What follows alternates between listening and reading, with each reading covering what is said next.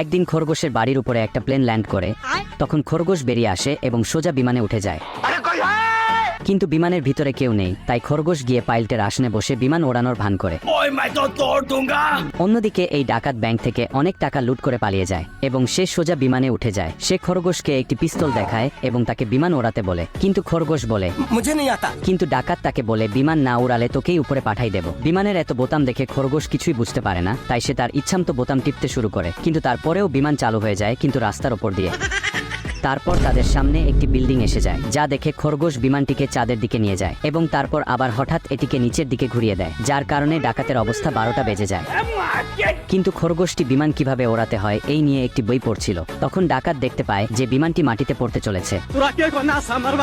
তখন খরগোশটি বিমান ওড়ানোর বই পড়ে শুধু একটা বাটনে টিপ দিয়েই বিমানটি আবার আকাশে পাঠিয়ে দেয়। ডাকাত তখন খরগোশকে মারার জন্য তার দিকে